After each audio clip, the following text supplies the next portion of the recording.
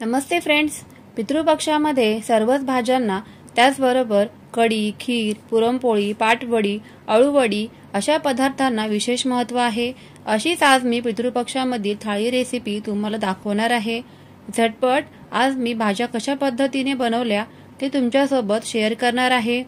त्याचबरोबर रबडीदार खीर रेसिपी देखील मी आधीच्या व्हिडिओमध्ये दाखवलेली आहे आणि झटपट अशी अळूवडी कशी बनवता येईल त्याची रेसिपी सुद्धा मी आधीच्या व्हिडिओमध्ये दाखवलेली आहे. तर त्या दोघांची लिंक मी डिस्क्रिप्शन बॉक्समध्ये देत आहे. नक्की जाऊन तुम्ही पाहू शकता. व्हिडिओ आवडल्यास एक लाईक नक्की करा. त्याचबरोबर तुम्ही जर चॅनलवर नवीन असाल आणि माझी रेसिपी तुम्ही पहिल्यांदाच पाहत आहात तर चॅनेलला नक्की सबस्क्राईब करा. त्यासोबत बेल आयकॉन देखील प्रेस करा. हे सर्व अगदी निशुल्क आहे. चला तर मग फ्रेंड्स, पटकन वेळ न घालवता रेसिपीला सुरुवात करूयात. सात्विक पद्धतीने बनवलेली ही पितृपक्ष थाळी, त्यासाठी मी सुरुवातीला सगळ्यात अगोदर सकाळी सकाळी पहिल्यांदा अळूवड्या अशा पद्धतीने पानं धुवून घेतली स्वच्छ आणि त्यानंतर बेसन पिठामध्ये लसूण आणि हिरवी मिरचीची पेस्ट करून मीठ हळद घालून ते पीठ तयार केलं आणि हे सगळं पीठ जे आहे ते या अळूवड्यांच्या पानांना लावून घेतलेलं आहे. अशा पद्धतीने मी तुम्हाला इथे थाळी दाखवत आहे. त्यामुळे थाळी दाखवण्यासाठी भरपूर मोठा व्हिडिओ होईल. त्यामुळे अगदी शॉर्टकटमध्ये मी तुम्हाला आजची थाळी रेसिपी दाखवणार आहे.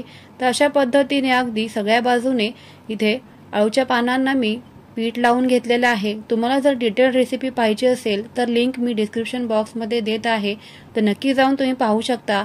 तर अशा पद्धतीने पीठ लावून झाल्यानंतर हे पानांच्या ज्या कडा आहेत त्या आतल्या बाजूने बंद करून घ्यायच्यात आणि पुन्हा याच्यावरून पीठ लावून घ्यायचंय, जेणेकरून हे सगळ्या बाजूने चिकटलं जाईल. आणि अशा पद्धतीने मी कढईमध्ये हे ज्या अळूवड्या आहेत त्या उकडण्यासाठी ठेवत आहे. त्यानंतर लगेचच आपण इथे कढी बनवतोय, तर त्यासाठी इथे मी 2 मोठे चमचे बेसन पीठ घेतलेलं आहे एका मिक्सिंग बाउलमध्ये आणि त्यानंतर 3 ते 4 चमचे दही घ्यायचं आहे. दही अगदी आंबट नसावं. त्यानंतर मीठ घालायचंय, पाणी घालायचं आहे आणि अशा पद्धतीचं फ्लोईंग कन्सिस्टन्सीमध्ये आपल्याला इथे बॅटर बनवून घ्यायचंय. फोडणीची तयारी करूया. त्यासाठी कढई गॅसवर ठेवलेली आहे. त्यामध्ये काही तेल घालायचं आहे, मोहरी घालायची आहे. मोहरी छान फुटली की त्यामध्ये जिरं घालायचंय. जिरं फुलल्यानंतर हिरवी मिरची लसूणची पेस्ट घालायची आहे, कढीपत्ता घालायचे आहेत 9-10 पानं, हळद घालायची आहे आणि हे सर्व अगदी मंद गॅसवर परतून घ्यायचंय. आणि त्यानंतर आपण जे बॅटर बनवलेलं तर ते हे बॅटर या कढईमध्ये घालायचंय आणि जितकं तुम्हाला घट्ट पातळ ही कढी बनवायची आहे तितकं इथे याच्यामध्ये पाणी घालायचंय आणि वरून कोथिंबीर घालायची आहे. गूळ घातलेला आहे मी. जर तुम्हाला गूळ नसेल आवडत तर नाही घातला तरी देखील चालणार आहे, पण गूळ घातल्यामुळे कढीला अतिशय छान चव येते. त्यानंतर आपण लगेचच इथे भजी बनवतोय, तर त्यासाठी इथे मी उभे लांब लांब असे पातळ कांदे कापून घेतलेले आहेत. आता हे कांदे आपण एका मिक्सिंग बाउलमध्ये काढून घेऊयात आणि त्यामध्ये लगेचच हिरवीगार अशी कोथिंबीर घालायची आहे आणि बेसन पीठ घालायचं आहे. यामध्ये तुम्हाला जितके भजी बनवायचे तितके पीठ इथे घ्यायचं आहे. मीठ घालायचं आहे, हळद घालायची आहे, त्यानंतर तिखट अशी लाल मिरची पावडर घालायची आहे. पाणी हळूहळू घालायचं आहे, खूप जास्त एकदम पाणी घालायचं नाही. घट्टसर इथे हे भज्यांचं पीठ मळून घ्यायचंय आणि त्यानंतर लगेचच हे पीठ 10 ते 15 मिनिटं असंच बाजूला ठेवून द्यायचंय. त्यासोबत लगेचच इथे शाकभाज्या बनवतो आहेत. तर शाकभाज्यांना या पितृपक्षांमध्ये विशेष महत्व आहे. तर ह्या भाज्या अगदी झटपट इथे मी कशा बनवल्या ते तुम्हाला सांगते. तर अगदी थोडंसं तेल घालायचं आणि त्यानंतर मोहरी फुटली की त्यामध्ये जिरं घालायचं. जिरं छान फुलल्यानंतर त्यामध्ये इथे बारीक कट करून मी लसूण घातलेला आहे. लसणाचा कच्चा वास जाईस्तोपर्यंत 1-2 मिनिटभर याला परतूनच घ्यायचा आहे आणि त्यानंतर लगेचच यामध्ये आपण जे बारीक मी आदल्या दिवशी काय केलं होतं की भाज्या कट करून ठेवल्या होत्या, तर ह्या जे कारलं मी बारीक कट करून घेतलेलं तर ते कारलं ह्याच्यामध्ये फोडणीमध्ये घालायचंय, हलकंसं परतून घ्यायचंय आणि त्यानंतर लगेचच यामध्ये मीठ घालायचं आहे, हळद घालायची आहे आणि परतून घेतल्यानंतर अगदी थोडंसं म्हणजे 2 ते 3 चमचे यामध्ये पाणी घालायचं आहे, जेणेकरून आपलं जे कारलं आहे ते अगदी मऊसूद असं शिजलं जाईल. 5 ते 7 मिनिटं यावर झाकण ठेवायचं आहे आणि मंद गॅसवर आपल्याला हे कारलं इथे शिजवूनच घ्यायचंय.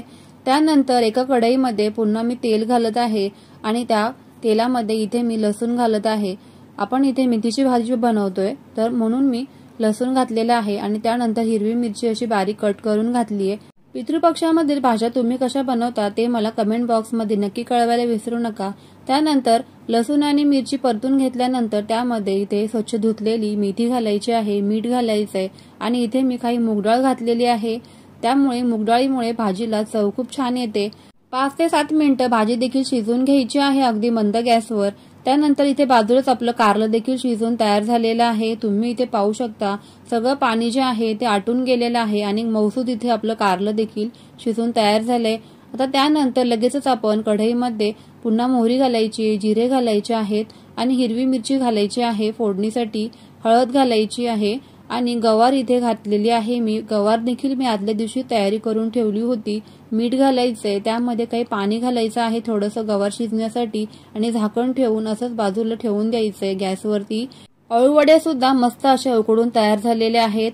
तर तुम्ही इथे पाहू शकता थंड झाल्यानंतर किती मस्त अशा वड्या पडलेल्या आहेत। अगदी आतपर्यंत बेसन पीठ देखील लागलं गेलेलं आहे आणि मस्त गोल गरगरीत अशा आपल्या इथे वड्या तयार झालेल्या आहेत। त्यानंतर लगेचच आपण इथे कढईमध्ये भजी घालून घ्यायची आहेत। तर अशा पद्धतीने चमच्याचा वापर करावा जेणेकरून एकसारख्या आकारामध्ये आपल्याला हे भजी घालता येतील। तुम्हाला जर चमच्याचा वापर करायचा नसेल तर हाताने घातले तरी देखील चालेल। खूप जास्त इथे मोठा व्हिडिओ होईल म्हणून मी इथे फास्ट फॉरवर्ड मध्ये अगदी झटपट तुम्हाला मी ही थाळी रेसिपी दाखवत आहे। मीडियम गॅसवर इथे आपल्याला हे भजी जे आहेत ते काढून घ्यायचे आहेत। खूप जास्त फास्ट गॅस देखील करू नका, भजी वरून करपतील आणि आतमध्ये कच्चेच राहतील, त्यामुळे मीडियम गॅस ठेवायचा आहे।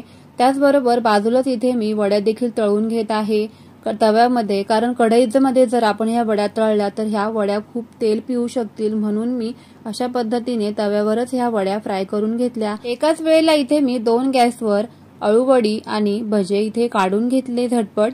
मस्त असे गरमागरम कुरकुरीत भजी आणि अळूवडी इथे तयार झालेली आहे। आपण इथे भेंडीची भाजी बनवतोय कढईमध्ये, तर पुन्हा मी इथे जिरे मोहरीची फोडणी घातली आणि त्यामध्ये काही लसूण आणि हिरवी मिरची बारीक अशी कट करून घातली। भेंडी अशी बारीक कापून मी ठेवलेली होती आधीच, तर त्यामध्ये मीठ घालायचंय आणि ही जी भेंडी आहे ती अशी परतून घ्यायची आहे। लवकर शिजण्यासाठी त्यावर मी 5 मिनिटं झाकण ठेवलेलं आहे।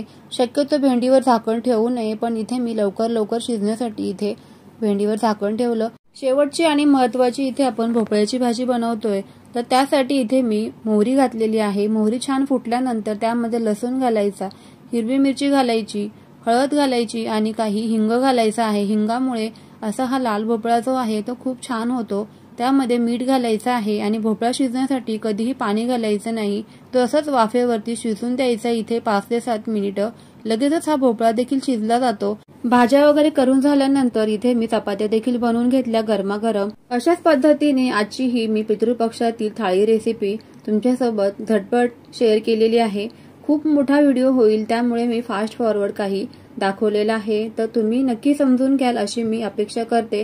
संपूर्ण स्वयंपाक करण्यासाठी 1 तास मला लागलेला होता, त्यामुळे 1 तास तर हा व्हिडिओ नाही दाखवू शकत, त्यामुळे अगदीच शॉर्ट मध्ये मी तुमच्यासोबत ही रेसिपी शेअर केलेली आहे। रेसिपी आवडली असेल तर व्हिडिओला एक लाईक नक्की करा। तुम्ही जर यूट्यूबवर माझे व्हिडिओ पाहत असाल तर चॅनलला सबस्क्राइब नक्की करा। त्याचबरोबर इंस्टाग्रामवरती देखील तुम्ही मला फॉलो करू शकता। इंस्टाग्राम आयडी मी डिस्क्रिप्शन बॉक्समध्ये तुम्हाला लिंक देत आहे। चला तर मग फ्रेंड्स, पुन्हा भेटूयाच अशाच नवनवीन आणि झटपट होणाऱ्या रेसिपींसोबत। तोपर्यंत always keep smiling and keep cooking. Bye bye friends.